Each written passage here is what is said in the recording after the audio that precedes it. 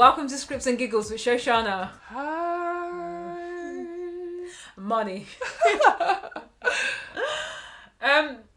It's been a long week, day, month. It's been a long, inside period of time. It's time, yeah. And it's one of our first recordings of the new year when this eventually goes up. And I'm sorry, the lads and the ladies, I have been slacking. But we will get back to regular programming from Christmas very soon. And lads and ladles, we've got to be real. We've got to be real with ourselves. Last year was kicking everyone's butt. Fam, life was lifing. Last year had us in a chokehold, fist raised, about to punch us in the nose. And we made it out, noses unscathed. Oh, yeah. So now we're trying to, get our bearings together. It was very scary to be in that chokehold. Yeah, it was. So give the girl a break. God. God. But we're going to get back. We're coming back for the new year. Hot and strong. And what other podcasts are you even listening to that cover what we cover? Don't even joke. Yeah, come you on. love to be here. It's fun. It's fun. That's why we're loud. That's why we're ladle. Yeah. Okay? Yeah. Today we're going to do a lot of pop culture. Like the part 2 of what we weren't able to cover last week. Because we went to the cinema. Should we talk about Beyonce? Let's just do it. So, the reason why we had to rush the podcast was because we were going to see Renaissance, a film by Beyonce. After talking about the Renaissance tour for a good chunk of the year. Honestly. I mean... That was the number one culture of last year. Yeah, it was, yeah. And it was probably... And it was the number one culture of the year before, when the album came out. Exactly. It was in everyone's raps last year and the year now. Yeah. And the year now, the year before. And it was probably one of my regrets for last year is that I did not push along with you to buy that ticket. The fact that I limited myself to how much I was willing to pay for that ticket and did not sit there and work on that Ticketmaster website and keep on striving to get that ticket. Imagine being on mushrooms at that concert. Not really. I would have had to. You had to call an ambulance. Yeah, I'm sorry, because the thing is, and it's very clear from the film, that you would have had a sensory overload. That was the best way to describe it. There was a point. It was a compilation of so many different songs. You had the screen that was just covered in silver. I think it must have been Cuff It. Maybe it was that whole... I mean, there was so many different moments where she would transition from song to song to song. Yeah, to be fair, I do feel like the way the film was edited was even more of a sensory overload, right? Because they were cutting from outfit to outfit to outfit. Which I loved, though. It was really cool. Yeah.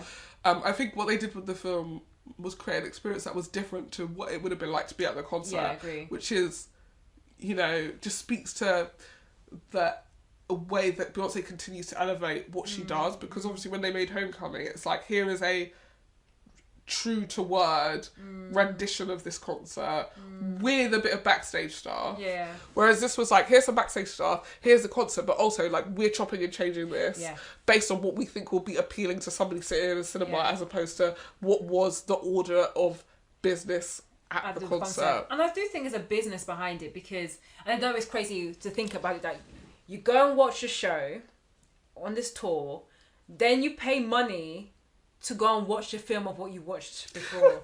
It sounds crazy, so that's why I understand why the film, one, it doesn't cover all the songs, it doesn't cover the full set list, and two, it does have to show a bit of that behind the scenes because you need to give me extra value as to why I'm watching it, especially if I've seen the tour in person. That being said, if I was seeing the tour in person, I'll be frank, I would have been in the nosebleed seats, as I mentioned before, the last time I saw her. And also, I don't feel there's any way you could be on a stage where you could get that intimate experience like we did in the cinema. Because we were up close. We were like literally seeing the full performance, seeing everything come to life. I mean, a lot of it I had probably seen in TikTok or on TikTok over the last year. So there was moments where I knew what was coming next. I knew the dance moves that was coming. I knew that how she was going to change the song. But it was still incredible to see it on a big screen, better quality and stuff. Yeah, it was honestly probably the most euphoric experience I've ever had at a cinema. And I had for all of 2023, if I'm being honest. Like, I don't even know how many times I went to cinema last year. I know we went to see Barbie, but like not nearly as much as we used to go pre the pandemic. And I just loved the experience. And like, loved the experience so much. I was like crying happy tears, but like trying very hard not to cry the happy tears the whole time. I was just so overwhelmed with like how great it was. And some places the visuals lined up with my visuals, which was really just like, I knew I was tapped into something like higher than me, bigger than me, deeper than me, for those visuals. But I also think that's just like good storytelling in a song that I was people gonna say thinking the same. Because the words are there. Yeah. But that being said, like, I mean, it's incredible if you have that idea and then she also does, because you could tell in the film she is a visionary. Like, she will create creative ideas off the cuff, like the way she was like, oh, actually maybe we can start the cuff it like this way, and then we'll bring the stage up, and she's a very creative visionary. But also one of my favorite moments is when she's literally telling people her vision and they're not listening to her. She's just like, I've asked you for this fisheye lens for what's it called? It was biggest. She was like, what's the biggest fisheye lens you can get? And they were like, oh, it's this size. She was like, well, I did some Googling and you definitely get one that's bigger. And that's the thing. It's like, don't mess with her. Yeah. Honestly, don't mess with her. And that was really inspiring from a creative perspective as to how she thinks and how she has to navigate herself as a black woman, which she does mention, like, it's hard to be a woman in the industry where, especially when you're driving the show, and there's people that are experts around you. And yes, they are experts in the lights and the sound and the tech, whatever. But if they can't see your vision, or if they disregard your vision, you're always gonna have to compromise. So it was interesting to feel that way, and I related to her so much more in that space than I have in any of her other docs, because she has mentioned things like that in her other documentaries. But that one felt very relatable.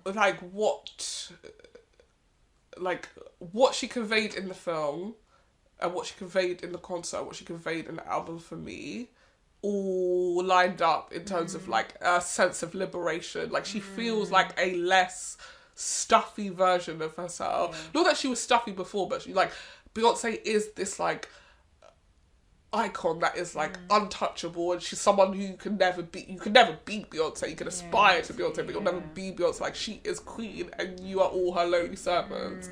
And it felt like in this she was just like, I want to be liberated from the idea of Beyonce being a queen. Like, I'm a person, and I want to, and people go through like seasons of their lives, and I feel like I'm at the season of my life where I finally like feel happy with myself and who I am, and all the aspects of myself, like the part of me that loves my husband, the part of me that's like a dirty little slut, the part of me that's like a mother, like all of those things. I have come to peace with knowing that I'm made up of all of those bits of me, and it's not like one thing bigger than the other.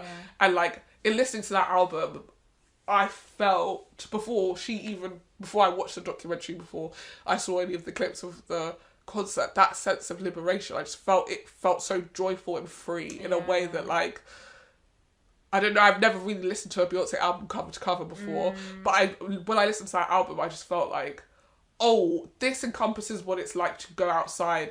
And for me, when I think about going to the club, and I don't know if this is the case for everybody, but like, and dancing, I feel free. That's what this feels like. It feels like that liberation of like, you worked 9 to 5, 5 days this week. And like, you have to be a version of yourself in the office. But when you put on your heels and you do your hair up and you walk in this club, no one can tell you shit. Like, you really are like the version of you that you really truly think you are. And that, I feel like the version of her that she presents in the film is that person who's like, fuck everybody else. Like, I'm just gonna be me. And even every pan to the crowd and to the Beehive, all of those people, I feel like that's what they're experiencing in attending the concert as well. And that's why I just think it's such a special album. I think that's why she's mother, because like, that's exactly what we needed post the pandemic, is to remember what it was like to be free, which sounds like a exaggeration right now, because we could go for walks and stuff when we were in the pandemic, but it like, was in the we don't appreciate the freedom. I don't think we appreciated the freedom that we had up until we were in our houses, not able to do any 100%. Of those things anymore. I mean, I feel like Renaissance as an album, tour, everything was the most like complete body of work. Like, it felt like a complete body of work, and she's had like amazing types of like musical identities. Like, I think of I Am Sasha Fierce and some of her other albums, but this one felt like the most iconic in terms of a brand. Like, you know, they had the silver horse, or just silver, so like anyone who's dressing in silver, you know they're going for Beyonce. You know it. You know that the music all kind of lines up with the visuals and the fact that she's like, you guys are the visuals, aka we're never gonna get a video for this album, which is actually nuts. Yeah, when you think about it, it's actually crazy. It's nuts to think like this is one of to the like most sell out a tour with like just music, just a Spotify, you know, or whatever, Apple Music, no performances anywhere else. No, honestly, and so it's incredible to sing that, and I think that this is, I mean, she's always been an icon, but this is like her.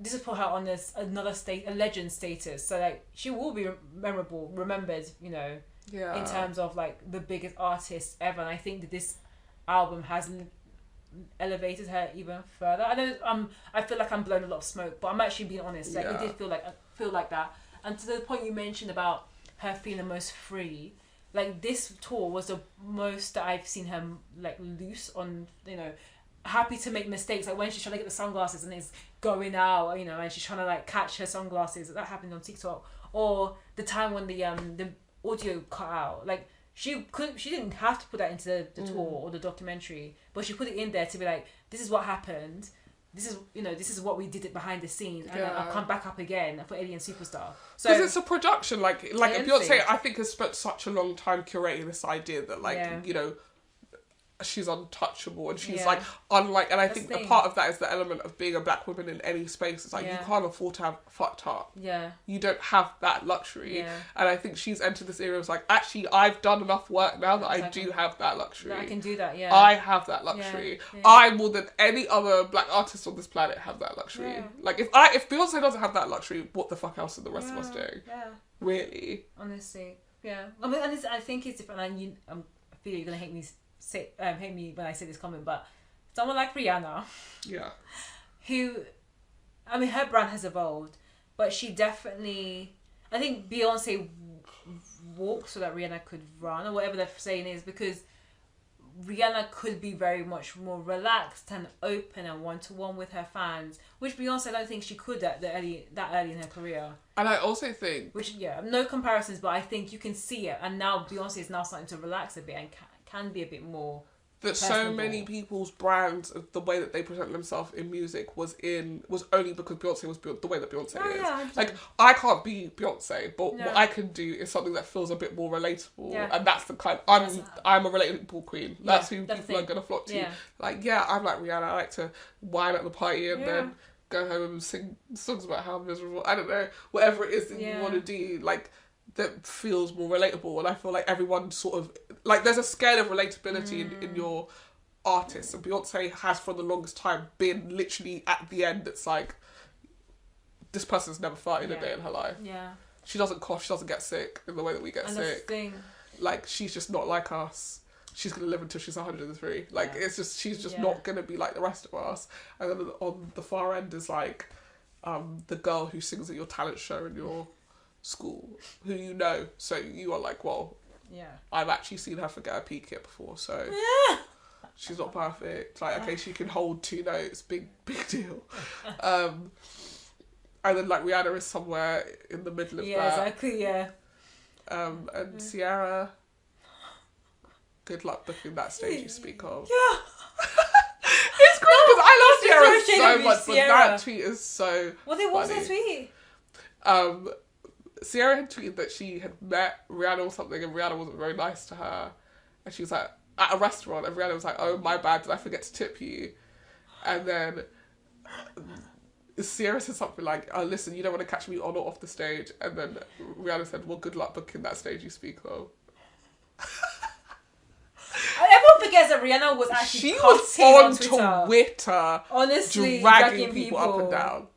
Honestly, things have changed. Another thing, one last quick thing I want to say is, after we went to that, I think at Christmas time, the BBC did a like an hour with Tina Turner. Oh, really? And it was like a stage show that she did. Yeah. And it was so like, it was nuts. Yeah. Not as nuts as Renaissance, but like, she had these, she literally would go off stage, I guess, to like change and get ready for the next song, and then like these people come on and do skits. What? Karate skits in between. I was like, What's going on? Anyway, I was watching my nan and she loved it. She loves Tina Turner. I'm like, yeah, okay, cool. Beyonce is our Tina Turner, I guess. Yeah. And obviously Tina Turner was a big influence for Beyonce. And I've never seen Tina Turner live, but like watching that, I was like, yeah, this is a woman who's on stage, run up and down that stage, like giving you a performance, giving you a show. And yeah, Beyonce, she gives you a show. You're not gonna ever go and see her and be like, oh, that was boring. You're gonna make your money. That's what I'm gonna say. Yeah. Everyone who went to the show, like bar one person, like they just had the exact same expression. They're like eyes wide, like, oh my goodness, I'm so glad I saw Beyonce. She was amazing. Blah blah blah. Yeah. And when you watch the film, you know why. Who was the one person? A friend of mine who said that she kept doing loads of outfit changes. And okay, go. And so she wanted her to wear one outfit for the whole thing. She just said it was a lot. Like she just do one song and then go off stage and get another outfit. That's not what I experienced. I mean, not that never went. Yeah, exactly. Yeah, from the small curated set list that we saw. That's not what I experienced. No. But it was really good. I mean, how would you rate that film if you were gonna rate it? 10. You don't have to put it up there. And I also think.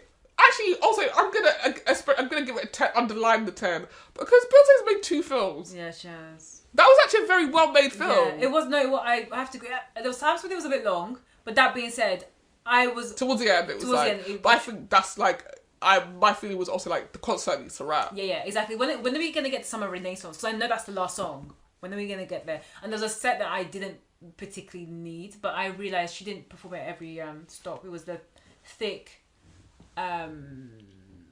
something out of my mind thing, or whatever.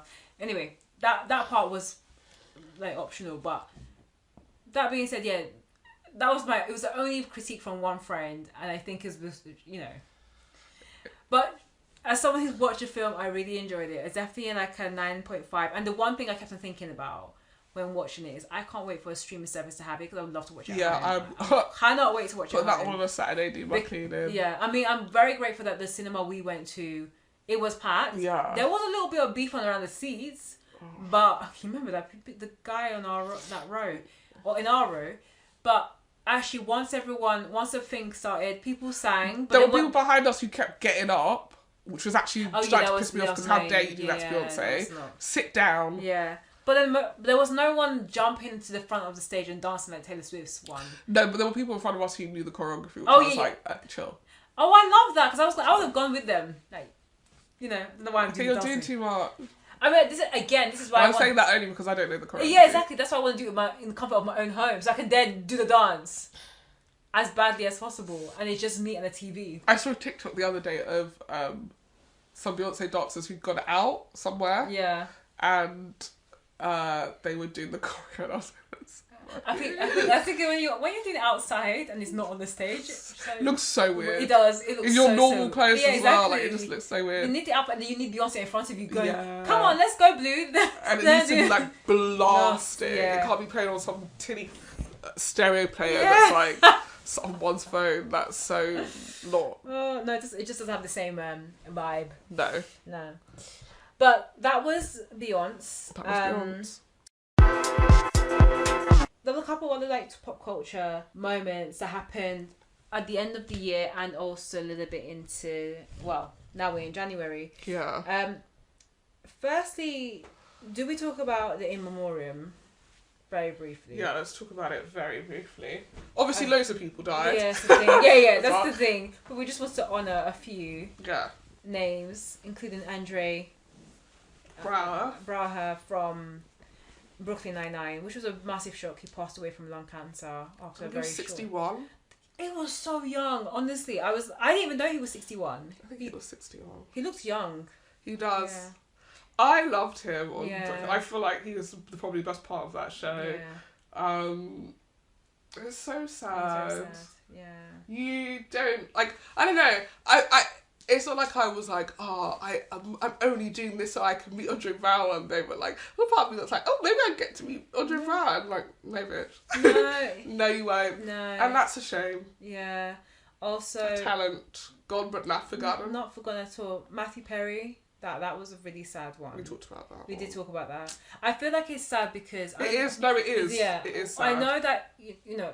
Of course, they wouldn't I mean, they did a reunion already, when it wasn't like a reunion in a official sense in terms of them having another episode of Friends, but now we will never be able to reunite all 6 of the Friends, and that's quite sad. It is really sad, and it's sad because it's like, it's so nice to see like David Schwimmer and stuff, or like just seeing them pop up places. Like, I don't watch the morning show, but like seeing Jennifer Aniston, it's like all of these people, you feel close to them because you watch them on that show for such a long time.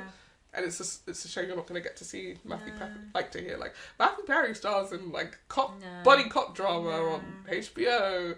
Like, and the thing is, you know, he did. I mean, he struggled a lot in his life in terms of substance abuse and alcohol abuse, and I know towards the end of his life, or you know, before his passing, people would have said that he seemed to be on the other side of his addiction issues in terms of him being able to write a book about what was happening. He was you know. I think he had created a not treatment facility, but a sober house basically for people who were recovering. So he definitely was devoting his life to making things better.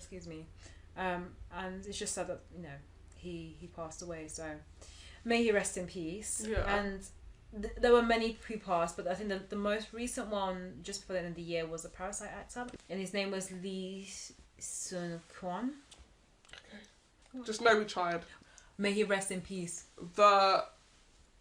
His story is just really sad. I don't know if the details, I feel like their details are still kind of blurry, but from what I could make out from reading about the story, he was being investigated for having taken substances with a woman in a bar. And I know it was weird. In Korea, they're very strict about the drugs. Yeah. And also they're very strict about their stars. Like, you guys are supposed to be moral, upholding the moral compass of the nation. And so he was being investigated he was in the midst of that investigation when he was found dead. And I think there's speculation that he may have killed himself.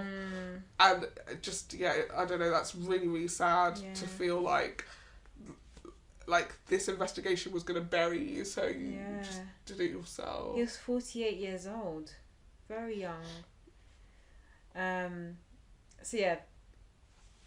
Really sad. It's very sad. Parasite's a great movie. And it's on Netflix at the moment. Oh, is it? Yeah, I need to see if I watch. I might go watch it again. Yeah. Parasite and Annihilation are 2 films, like, in recent years that have become my, like, comfort movie. I've never watched Annihilation. Is it, what type of film? It's a sci-fi film. Oh, okay. It stars Natalie Portman and Oscar Isaac. Oh. My faves. Yeah. And Tessa Thompson. Random. And, I can never remember her name, but she's, like, relatively famous. It'll come back to me. And it is about this, like, it's called The Shimmer. And the army's trying to figure out what's in there. They keep sending army troops in there and they don't come back. So they send this group of women in, and Natalie Portman's husband was in one of the previous groups. And they go into The Shimmer, and it's weird, but it's not like jump scary or anything like that. But slowly you start to realise that, like, The Shimmer is alive and it's doing stuff to the like genetic makeup of the area around it. But it's also doing something to the people when they enter it. And, like, the question is, will Natalie Portman come out of The Shimmer intact, or will she be weird? Okay. Sound design on it's great. It's directed by Alex Garland, who I think is a great director. I did not like Men, but I do. Wait, there's a film called Men, or is it you just? There's a film called Men. Okay. That he directed. Did not like that. Don't care for that. But I really like Ex Machina, and I like. Okay. I really like Annihilation and Parasite. It's the first film I ever went to see in the cinema by myself. Oh, really? Yes, I remember you saying. Absolutely I remember brilliant. you saying. It was like, maybe I'll start going to cinema by myself more often. Some of these films are bloody brilliant. That's the best time when you go to cinema by yourself and watch a terrible film. Oh god, yeah. It just makes you feel like, what was the point? Leave No, you can't. I mean, there's only one Would film. you sit through a film by yourself?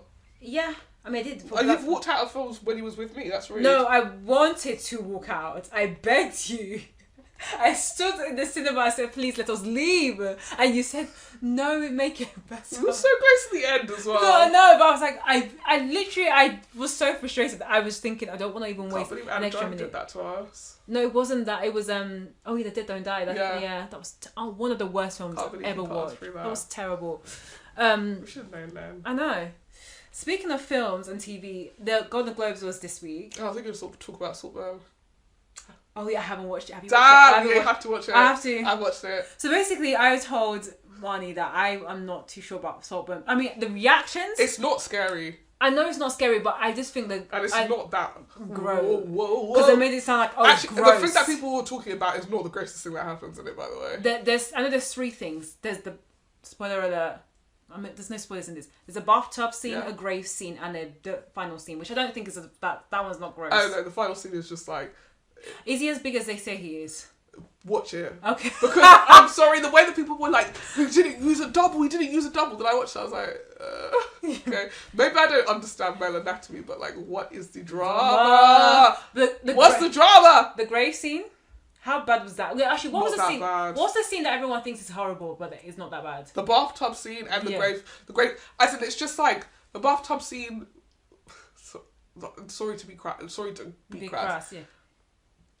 Jacob Elordi's character masturbates in the bath, right? Oh, I thought they had sex in the bath. I have not watched the film. He masturbates in the bath.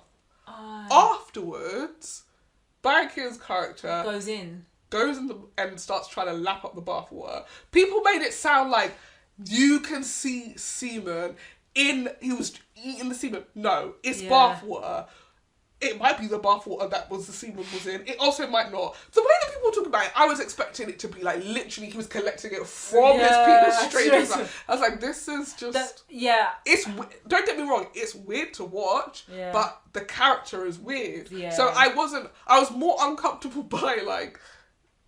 I wasn't even uncomfortable by the act of lapping up his bathwater. I was like, this guy's a fucking weirdo. That's it. I wasn't like, oh my god, oh my eyes. People were acting the way that people were posting pictures and being like, I'm so sorry. Traumatized. It was the best publicity for that film because I would like I remember seeing the posters out out and about, and I was thinking, this looks dry. I mean, he has that guy from Euphoria, but who Ghostis basically. And then the reaction on the TikTok was like, oh, maybe I need to watch it. And then also, one of it's not my favourite song, but a really great artist from the early 2000s that was slept on. Sophie Alex Bextor. That's not even her best song. It's not her best song because her best song is the one with DJ Spiller. That's her best song. And if this ain't love. That's her best song. But Mother of a Downfall is a great one, and also Get Over You is also a great song. But she's getting her moment now, so I'm happy. Oh, they also use a song 1, 2, 3, 4. Ladies scream once more like push it, watch me work it. I'm perfect. I love that song. So I know the things because I haven't watched the film, but I've seen everything on TikTok about it. I've heard the songs, so I know I have to watch it. I don't think it was scary. I will say this about Saltburn that nobody's talking about. It depicted what it was like to go to uni in the early 2000s. Yeah. It's very, very accurate. And Jacob Elordi, maybe I just happened to go to a uni that's very like Oxford and Cambridge, but isn't. That guy definitely went to my uni. That guy that everyone's fucking wow, and he's rich. Like, that guy I recognise 100%. So all of it, like the uni stuff, I actually kind of enjoyed and also felt a bit triggered by because I was like, please don't make me go back in, please don't make me go back in. I think the director said that they tried to set the film in either the early 2000s because that was the last year you could smoke indoors. I don't even remember them smoking indoors. I think because I think it was before we went to secondary school. Because I remember when we were in secondary school, they stopped people being able to smoke at bus stops. That was a big deal. I remember that one. But they stopped people smoking indoors when I was in primary school. Oh wait, no, maybe she meant stop. Because she said that it was they timed it in a specific timing because of something to do with smoking. So I was listening to a podcast about this just on my way here, and basically their class is called the class of 2007. Okay, yeah. Which means that they started university in 2005. Okay, so maybe that's when the ban. There was we were in secondary school in 2007. Yeah, but there was some type of ban around smoking. But I do not know. I do not smoke. But yeah, I don't know why I looked at you. No name, no shame. Also, just because do you think I know all of the laws? Yeah, I mean, I remember it being significant because I remember there being so many news things about it. And people be like, what, so you can't smoke in the pub no more? And I was like, the only thing I know about pubs is that you can smoke in there and drink in there. Yeah. And like, what, people going to go to the pub and can't smoke and drink in the pub? No. But I didn't realise before that people were smoking in other places. Yeah, I mean, I think you could. There was a time when you could smoke everywhere. But I don't remember ever seeing that as a kid. No. Like, I don't remember going anywhere as a kid, like to a public place as a kid and seeing people smoking indoors. I don't remember that. The thing is hard, because like, I'm sure there was a time when you could smoke on buses, but I think that was definitely before our time. Bus stops, I know was I remember the bus stop one. You could smoke at the bus, people still do. People still do. I remember the bus stop one, because that was like, felt really significant. And then everything else, I know there was definitely another smoking ban. But yeah, I think maybe they. So I feel like maybe you weren't events, allowed to smoke in public places, but most public places, but you weren't allowed to smoke in pubs. Maybe. And yeah, that was the last thing to change. So you weren't allowed to smoke in pubs no more. Yeah. I do remember distinctly watching news. Ashtrays. Exactly. News things about people. Them going like, you know how they always do that on the news when if there's a law, they'll go to the people at the place and be like, "How do you feel about not being able to smoke in pubs?" Like, well, we come to the pub because we have a cigarette. Blah blah blah. Yeah. And I remember being like. But I do not remember seeing people smoking at the job centre. Yeah, that's the thing. Know? Or at work, because I remember, like, I mean... You weren't working in primary school? Not in primary school, but I'm saying, like, when I was working... When I was in the world of work, I remember that you couldn't... Most people would go for smoking breaks. Yeah. I think that's been a rule for a long time. When I would go to my mum's workplace as a kid, people were not smoking in the supermarket. I feel like there was lots and lots of places you could not smoke anymore. Yeah. I think it just reduced. And then now it's like... It's the same rules for vaping, but now they're trying to make it even stricter because people still do it. They just find their way to kind of hide it, and then all of a sudden you just see smoke out. Because also vaping it's not smoke, so it won't trigger a fire alarm. So why can't we do it indoors? Is what people are thinking. Also, people have breaks. No, but I think it's the most scary when you see kids vape. That one, like my sister works in a school, and you know she would talk about how the kids would go to the toilets and be vaping. These are kids as young as, you know, 15, 16, 12, like... I mean... It's crazy. It feels crazy, right? But, like... What weren't we doing? Exactly, like, I remember... I wasn't, but... When I was literally 12, the girls I used to hang around with on my estate started smoking. Really? Yeah. And like, do you want a puff? And I was like, no! This is illegal! Cut to me literally 2 years later being like, should we have a cigarette? I cannot believe that. Wait, sorry, 12 is way... 12 is young. 12 is young. I swear I was finishing church and I was just walking around Central and I saw these like young boys and I don't think they were older than 8 and they were vaping and I was like, what on earth is this? Sorry, who's letting their 8-year-olds go to Central? Yeah, they had this little skateboards and everything. I'm not... My 8-year-old, get on the bus. I know. They were young. I was skate in the garden. Maybe 8 would be a big exaggeration, but they looked very, very young. 11. 10. Either way, they were young. It's so funny. Young boys. It's so funny because, like, 8 getting the bus is crazy to me. By yourself, yeah, but no parents. But some of these kids now, they're 8 going on 18, so... Not my 8-year-old. No. Going back to the Golden Globes, sorry. and actually, before we talk about the Golden Globes, I will say... Maybe we're in this new era because, like, we've had the hot girl summer, we had the white boy winter with Loving on You, and I think we're going into Short King Spring. Oh, that makes me feel sick. Because the people that were giving, like, I was like, whoa, on the red carpet at the Golden Globes were our guy, Yes Chef. What's his face again? Jeremy Allen White is... Jeremy he's in a league of his own. Jeremy Allen White. Don't put him in Short Kings. He's a Short King, though. He was on an interview with Jimmy Fallon, and he was like, oh, I told people to call me Short King. And then also Barry Keogh, whatever his name is. Kean. I know I said to you, maybe I didn't say it on the podcast, or maybe I did, that I just feel like one day he's going to be like, caught for doing something really weird. Because I just thinking... Chopped up a body. Yeah, I just feel like he's very odd, especially when I know that the graveyard scene was all his idea. Oh. That was all his idea. I did not know that. It's no one... interesting. Do you know? He basically... I mean, again, not the weirdest part of that film. I need to watch a film to be able to see how I feel like it's interesting What's because I think what's not everybody's going to have different things that they will weird out with. But there was a bit in that where I was like, I'm really surprised nobody talked about this. Oh, Because really? this is grim to me. Okay. Oh, I need to watch it anyway. But when I found out the graveyard scene was all him, that made me think, one day, maybe. Gonna find out he's fucked a girl. Yeah. No, but he's been looking great, even though, you know, he may have done some sensual, allegedly nips and tucks, but the Zac Efron special, let's just say. But also... No, he didn't get the Zac Efron special. Nobody gets the Zac Efron special. Zac Efron, there was a video of him recently and he does no longer look like the Zac Efron special. So I think he's taken out the joy implants because he's starting to look a bit more like... Do you think that we're going to wake up one day and he's going to just look back to his old self and it'll be like, that never happened. You guys basically gaslight us taking them around. The same way that Halle Bailey was gaslighting people going, I'm not pregnant. Has she actually had this baby? She had the baby. Is there proof? Yeah, she put a post. The baby's called Halo. And the joke is, and congratulations to her and DDG Fuse DGG. Who's DGG? Her boyfriend. Isn't that African? No, sorry. Fuse ODG. What's Halle Bailey's? Don't ask me. Let me find out because I am. Oh my gosh! But anyway, when she didn't want to tell us she was pregnant, I was like, I'm not even going to pay attention. I don't care. Have the baby down, baby. Yeah. The irony of the situation is that people were saying like, "Oh, you have a pregnancy nose," and her boyfriend's name is DDG. Not Fuse ODG. He's not about to start singing Afrobeats. Enough. But she was out there going like, "Oh, no, I'm not. Like, stop insulting me because I'm a black woman. This is how our face looks." Fam was heavily pregnant, and people were saying, "No, your nose has gone wide because that's what happens to black people when they're pregnant. Their nose goes wide." And she was there gaslighting them. And the sister was also on social media attacking people that were saying, "Oh, her sister's Hailey was pregnant when she was pregnant, and we knew it." Anyway, I didn't like that. No, that's not. It's really not nice. And now she just come out going, "Oh, I'm so glad from last year. My gift of the year was my baby. Congratulations for the baby. Every baby's a blessing." But block, delete. No. I don't even.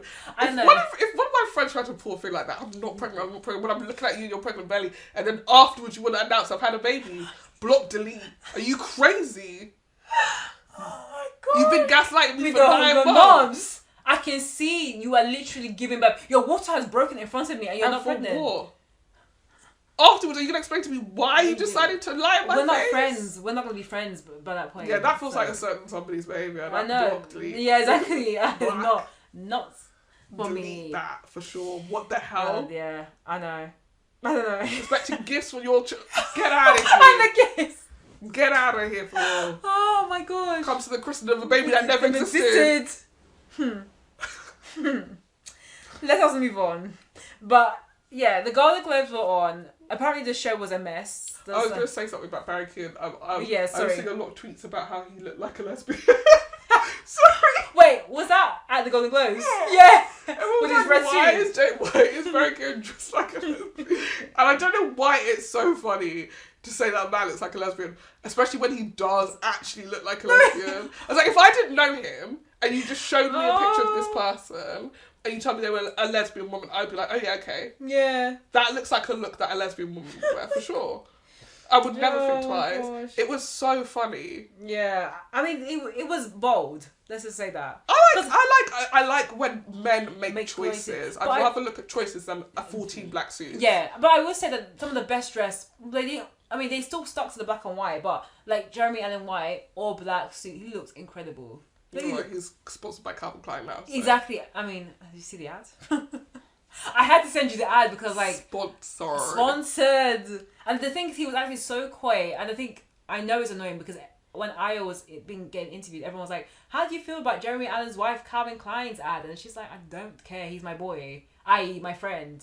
Sorry, if that was my boy, I'd be like, "Yeah, I have actually written a 14-page essay about this, so you guys better gather." My boy looks great. He works out and it shows. I'm telling you. I'll be talking. What do you mean? If my friend posted the sexiest picture I've ever seen of them, I'm going to be talking about it. But also, I think he's also annoying because like, this is my boy bit to shine. Why am I talking about? Yeah, I know, that's fair. 100% that's fair. But that being said, he looked great. And also, was it a sock they put into the carpet? You're messy boots. Again, Short King Spring. You're messy. Short King Spring is around the corner. Who's your Short King? Jeremy Allen White? I think he may have to be. But that being said, I think he definitely has a medium ugly face. You're every time you are, it's dark. I thought you were gonna say something nice. Hey, it was nice. He doesn't have like a tradition. It's a medium, and then you're saying that's nice. It's not. He doesn't have a tradition. Sorry. No, you've already said it now. Trying to go back. Actually, what I meant to say was no. I still stand by the medium ugly thing, but I think he's got a convention. He's not a he convention. Looks like a bird. What's that? He's not a conventionally attractive everyone kind man. of looks like an animal. Yes, but and some people just look more like an animal. He looks like a bird. You guys said because he's got a beak. Like his nose. I never said that. Neither did I. I never said that. Neither did I. I So answer your question. I think he looks like a bird, and if you see it, you see it. If you don't, you don't. I think he's got. He looks like a cockatoo. Oh my a God. very specific bird. But I just don't. I think like he's not like conventionally attractive, but the swagger. Yeah. It's like Barry Keoghan kind of looks like a bird as well. Yeah, he does, and I think that he makes him also weirdly attractive as well. There's a lot of bird-looking guys out there. Exactly. Short King Spring. If Marshall looks like a bird, don't tell me, please. I just don't think I can handle it. Oh my gosh. I think my Short King is going to be my white boy of every season. Penn Badgley. Oh God, yeah, I forgot how I'm not jumping ship. We need to do that filter if we have time. Jeremy Allen White is great, but he doesn't have dark hair, so it's not really doing nothing for me. Well, not dark hair, like brown. Oh, well, I've not been looking at him properly then. There's no comparison. Let's move on. Yeah, move on. Some notable winners at the Golden Globes include Ayo and Jeremy Allen White for The Bear. Very glad for them. Best comedic. Best actors in comedy. What did Succession win then? Drama? They won drama for the Culkin guy. Kieran Culkin. Yeah, Kieran Culkin. The McFadden, your Brian beloved. McFadden. Yeah, your beloved. And Sarah Snook. But then, what's his face in get Nothing. it? But didn't he win one before? He's won. Yeah, okay. And then the father's won as well. Yeah. Yeah, okay. I feel like everyone at least get awarded. I mean, the only thing was, it was sad that there was so many categories where like at least 15 members of the Succession family was in the nominations. Like the other brother, the forgotten brother. Yeah, him and Alexandra Skarsgård, they were both nominated for supporting, as well as within the same one as McFadden. Don't put a guest actor in the I don't know what guest. Me. Yeah. Don't do that. I've been in this series from the beginning. That's disrespectful. Yeah, I mean... Trying to say Alexander Skarsgård gave as good a performance as I did for the past 15 years? No. Other key winners were Oppenheimer, so they won for Best Director, Best Score. I think it's weird to mix TV and film. Yeah, don't do that. Yeah. Robbie Downey Jr. won, and also the other guy, who again also has a medium ugly face. Kieran Cillian. Cillian Murphy is hot. Cillian Murphy, that's his Maybe name. He's my other Short King. Is he short? Oh yeah, he's short, he's isn't not he? tall. Yeah. Christopher Nolan won for Best Director. What's called? What are the funny ones? Emma Stone won for Poor Things. Lovely Emma Stone. The Beef actors won for Beef. Yes, well done, Annie Wong. And what was her name? Stephen Young, yeah. And The Boy and the Heron won animated feature. Ricky Gervais won for stand up. Elizabeth Debicki won for The Crown. Go off, Elizabeth Debicki. She's tall.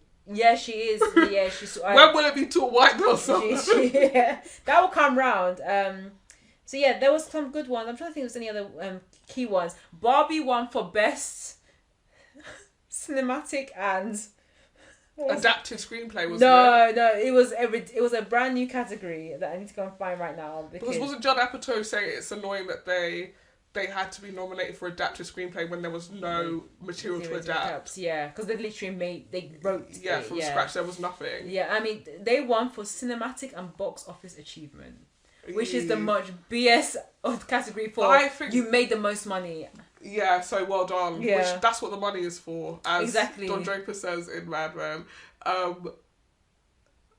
Yeah, I think they wanted to put it in the running for best adapted screenplay, which they couldn't because it wasn't adapted for anything. But obviously, because it's based on IP, that's why it has to be adapted. Yeah, but it's not IP that is a script or a book. No. That's such an interesting thing. I wonder if they will change. They should. Yeah. Because it's very interesting. But then we'll be getting, films about British filters. Yes. It's just like, where does it stop? No. This film is about the story of Sony, the company that makes PlayStation. It's like, I don't want to watch that. But if you have made a movie from scratch that happens to be about... I mean, it's awkward because there is Barbie IP. They just didn't use the Barbie IP. Barbie has a lot of movies... Actually, so there's a lot of animated stories. Like they made a choice to not do any of that stuff. And apparently Greta brought in her husband to write it. But then also to use that stuff because you wouldn't have like Beach Barbie, Midge, all of those things if you didn't go through the lore of Barbie. Yeah. So I mean, in that sense, some of it is adapted, but then they made a completely brand new story to change the audience. Yeah, but isn't that an adaptation? Yeah, that's true. If Wonka wins an award, is it not going to win as an adaptation? It's not going to win it for being its own thing. It's based on a movie. And it's based on a book. Yeah. Yeah. Anyway. Last couple of winners. It's a film that I'm intrigued with that I want to watch. Is Poor Things. Excuse me. I do actually want to watch Past Lives. Paul Giamatti won for The Holdovers. Yeah, I want to watch. I saw posted for that the other day. Yeah, same. And also Divine. Let me get her name right. She was an Idol. Oh, was she? Yeah. No, what is her actual name? Because she won also for Best Female. Holdovers? For Holdovers. Yeah. She's not in. Divine Joy Randolph. She also won for the Holdovers for Supporting Actress in a Motion Picture. Same woman. Same woman. God! Divine Joy Randolph, yeah. Because her name is really distinct. Yeah. So I didn't know Dan Levy was in it. For literally 2 seconds. Oh, really? And Hank Azaria. Goodness me. He's in it for a lot of it because he's one of her managers. And him and Divine are her managers. I mean, part of me kind of wants to watch it. Don't waste your time. Okay. Don't waste your time. Because I know how much of a train wreck it was, but, Okay. And then also at the awards, one film that wasn't nominated massively was The Colour Purple, which... It hasn't come out yet. Well, it has come out in the US, yeah. I think nominating it a week because it only came out in December 25th, I think. Well, I mean, that being said, Ricky Gervais won, and his special only came out like a couple of weeks ago. New Year's for New Year's Day. Okay. Or New Year's Eve, sorry, or Christmas Day. Well, yeah, the thing is random, but I think what has kind of overshadowed The Colour Purple is a lot of the conversation around Taraji P. Henson and Oprah.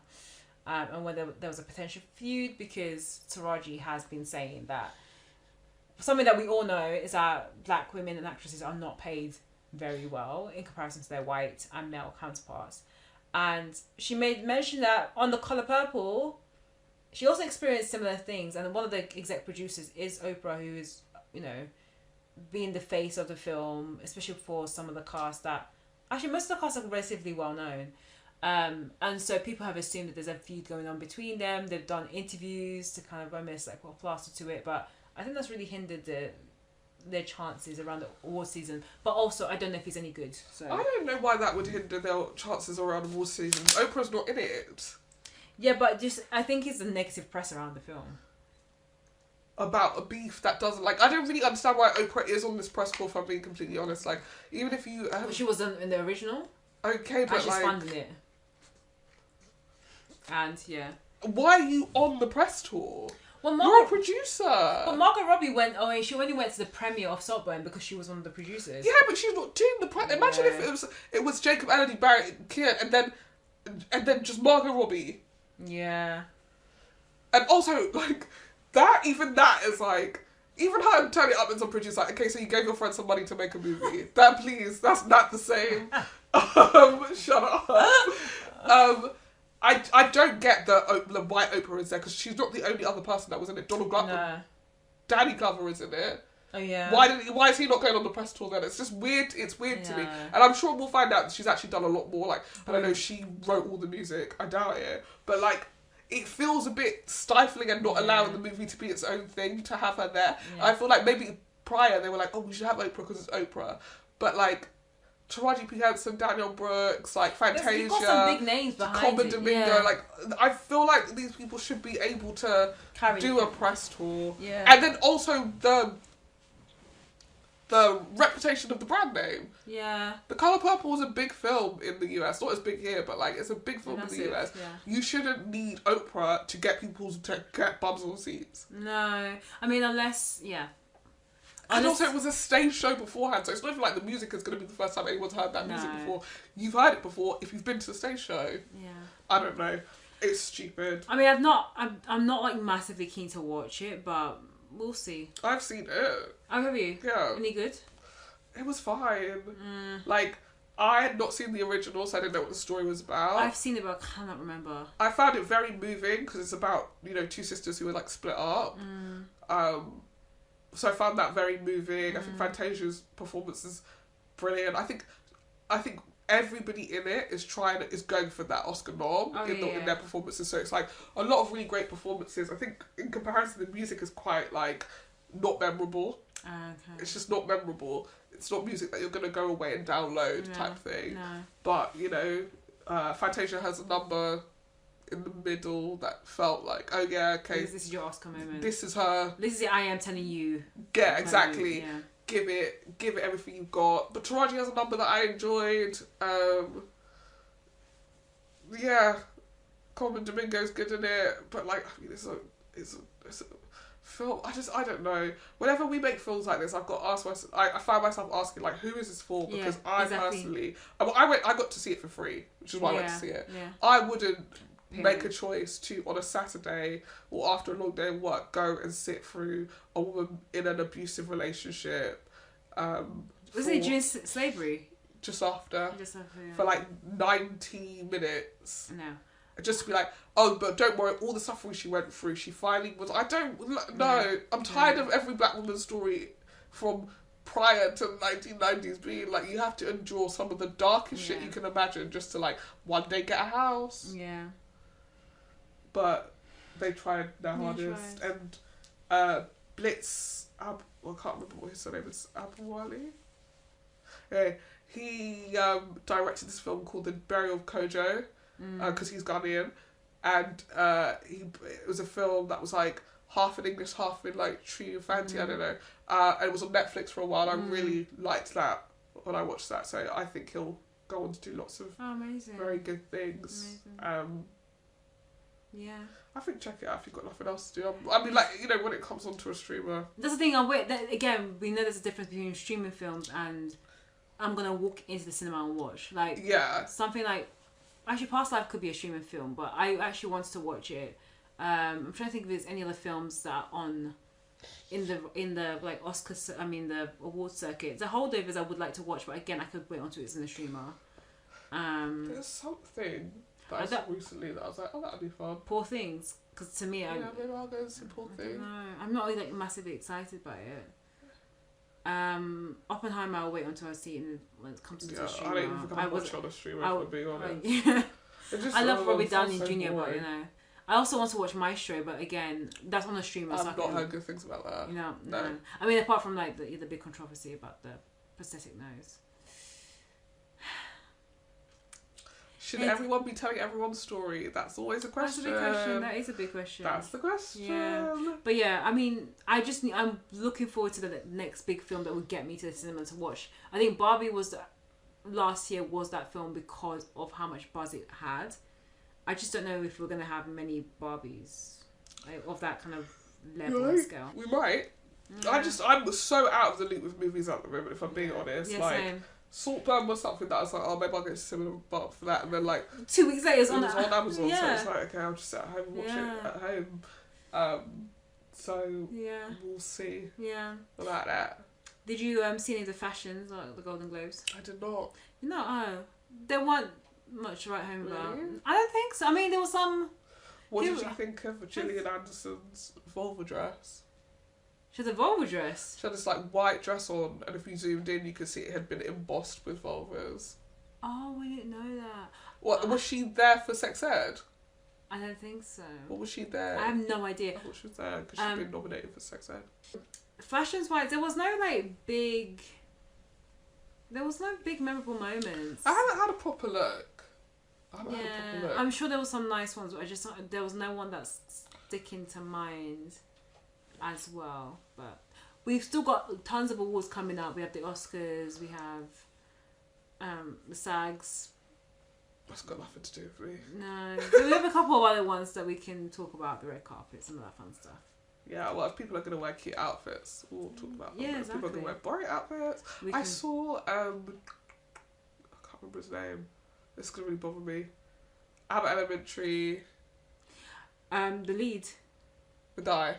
Oh, just Italian. Yeah. Jesse, yeah. He wore a nice suit. Yeah, was it that brown one? It's like pinstripe, but kind of cinched. Yeah. I do actually think the men outdid the women. But they have been recently. Yeah. They've been getting a lot braver with their outfits. And now we look just like we don't try at all. Yeah. Put on a bloody dress. Yeah. I know people are like, wow, Taylor Swift's dress is like, it's literally a green sequin dress. Yeah, it's Relax. like, come on. I mean, even what's his face from Bridgerton? What's his name? John. Oh yeah, he looked really nice. He looks very nice, and he knows he looks hot. Yeah, he looks really good. And Matt Bomer as well. Andrew Scott had like a matching, like a he looks very similar. I was like, yeah, they look good. Yeah, very tan. Oh yeah, absolutely. You have to be if you're gonna wear white suits. Oh, that is very true. Speaking of white suits and white boys, did you want to do that TikTok filter? Yeah. Okay, I have little to low battery. Oh crap! What are we gonna do? We'll have to do it next week. Oh crap. We can do it next week. Okay, let's do it next week. Next week we'll do the white boy filter. There was a girl also on TikTok who literally her whole thing is like every time trying to find these white boys, and she's like, oh, I really hope I can get this guy. Oh, while she's doing the thing. While she's doing the thing. Yeah. So we will do that next week, so we can find out who our white boys / Who do you think the white boy of this week has been? Jeremy Allen White. I'm so sorry. That's fair. And it's annoying because he's a short king, but after watching Saltburn, don't say it. Jacob Elordi. Yeah. Oh my gosh. He's not. No, I feel like he's the internet's white boy. But I feel like there's more people that have been talking about Barry. I think people talk about Barry, but if we're talking about if you're in a club and one of them came up to you, you're not gonna lie through your teeth. People saying, "Oh, the guy who looks like he could be an axe murderer is the one I'm gonna go with." No. I just feel like. But I feel also Jacob Elordi has something about his. He has charisma. No, I was gonna say something. There's something in his eyes that also says axe murderer as well. So both of them I would avoid in a club if I'm being completely honest. But he does look like a white boy that once helped me. So that's what I'm saying. I think that he cheated on Zendaya never really pissed me off. You know they dated and he cheated on her. No, they dated, but he cheated on her. Yeah, he cheated on her. Oh, he's dead to me. Yeah, that's what I mean. It's over. So I feel like he's never. With who? I don't know who it was, but he definitely cheated because that's when they broke up. No. But yeah, No. Yeah. He didn't do that. And he also dated that girl, Joey King. No, because that would be a story. That girl, Joey. Joey King, his co-star from so the Kissing Booth. I just want you to know that information. I don't want to hear any more about this boy. I'm done. But yeah, I think that's why. That's why. Yeah, that's why he will never be like up there for me. I think anyone who plays Elvis is a mess. Because the other guy who used to go out with Vanessa Hudgens, I can't remember what his name is, and he's the voice stuck with him. But isn't it interesting? Zac Efron, him, they're not okay after dating Vanessa Hudgens. We need to do the research. Because look at Zac Efron now, the Zac Efron special. This dude. Someone needs to look into it. But she's happy and married. I'm not fussed about her. She's fine. She's fine. It's other people that don't make it out hood. Okay. Anyway, we are going to do some pop culture next week, but we are going to have to review a show too. No. Love Island starting next week. Oh, crap. Love Island All Stars. Should we then talk about some of the early episodes of Love Island then? It will literally be two episodes.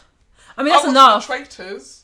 I haven't watched it yet. I know. I didn't even watch series 1, and I know I should have watched series 1 because we debated about the Traitors and the Mole.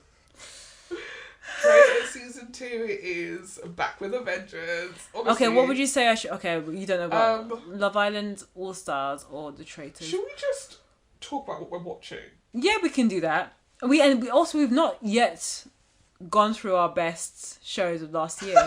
We've got to give that up. January's almost Okay, done. maybe we can talk about the shows that we're looking forward to in 24. Yeah. Yeah, we can do that. While we talk about... Because some of them will cover... Some that have already started. Yeah. And then we can decide what we're going to watch going forward. Yeah, we need to. And also, like, recommendations that you see. Or the listeners see. Drop it down. Just reach out to us. I've had some recs from some friends in the office. I actually did that on Tuesday. I asked people in the office what they watched over Christmas that they enjoyed. Okay. So there's a couple of ideas from them. That's nice. I mean, I have to be honest, all the shows that I wanted to watch over the break, I didn't bother. I just rewatched Sex and the City. I watched two For new comfort shows. viewing. Fleischman is in Trouble, which was brilliant. Oh yeah, you said. The Mist, which really grew on me. Mm-hmm. And Saltburn. Yeah, I need to watch Saltburn. Oh, and I watched a bunch of like shit horror movies. That's like one of my favourite things to do. Really? I watch very bad Christmas movies. I mean, that's some fantastic. really bad horror movies. Right, rom-com bad movies, that's my thing. I'm not a big Christmas film people. I don't like Christmas. What? So, like, when I Grinch? watch a movie and they're like, it's Christmas time, I'm like, switch off. Switch off right now. I basically, all bad Christmas movies have this one theme. A woman who's stressed in her corporate 9-to-5 job. And has to go back to the town that she grew up in. Exactly, because someone left her an inheritance. And so What she about got the bakery? Exactly. And then she found that the person who's been running the bakery is the love of her life. Yeah. And that is the end. And that's how these Christmas movies form, and that's what makes me... They're warm and fuzzy, and they're really cheesy. Around Christmas time, are you always waiting for like some sort of letter from someone from your past? Like, you need to come and inherit the family business. No, I've never had that, but you know. Yeah, I'm not a big Christmas person, so I'll just be watching like just weird shit. Nah, yeah. But I like the comfort viewing. I like rewatch. This is the time when I don't rewatch a lot of shows, but if there's something that's nice comfort viewing, like Sex and the City, I will rewatch. That's cool. Yeah. Or I'm trying to think of other stuff I rewatch. I really wanted to rewatch Parks and Recreation, but it's not on anywhere now. It was on Netflix for the longest time. Yeah, taken off. The minute I wanted to watch it, it was like, no! Is it not on Disney Plus? I don't know, I'll check. Maybe. Because I'm trying to think where else. Or is it NBC show beyond Peacock?